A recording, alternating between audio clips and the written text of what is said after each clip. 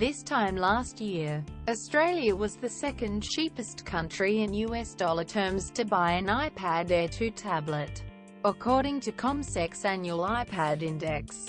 Today, Australia sits in 20th place out of 57 countries. Similarly, Australia has fallen from 5th place to 17th place in the cheapest countries to buy an iPhone 6s Plus. Last year, the Aussie dollar was around 69 US cents. Today it's sitting near 76 cents.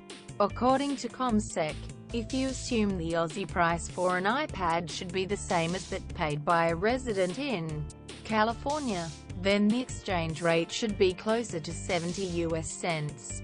On current pricing, Aussie tourists could save over $200 by buying an iPad Pro 12. 9-inch tablet in Hong Kong rather than in Australia. Quote, CommSec economist Craig James writes, "When the currency strengthens it has posed challenges for Aussie retailers. If they don't pass on the benefits to customers in the form of cheaper imported goods, Aussie consumers may go online and source the goods from abroad. Or Aussie tourists may purchase goods abroad in preference of buying goods locally."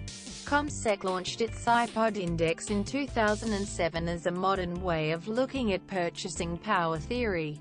That is, the theory that the same goods should be sold for the same price across the globe once taking into account exchange rates. Quote, Mr. James writes, "On current iPad and iPhone pricing, the Aussie dollar could be regarded, at best, as fairly valued, or perhaps a little expensive. Last year we thought the currency was somewhat undervalued.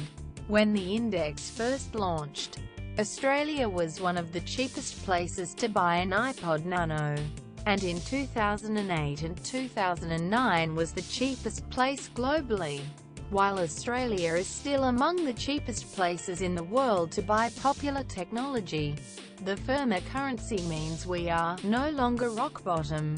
The CommSec iPad and iPhone indexes shows that Latin American, Northern and Eastern European countries still pay the most for their tech devices. Quote, Mr. James writes, "Australian customers still remain well in front of European customers in paying for iPads and iPhones with the exception of Switzerland. On current exchange rates, Indonesia and Hong Kong are cheapest to buy the iPad Pro 12. 9-inch model on current exchange rates.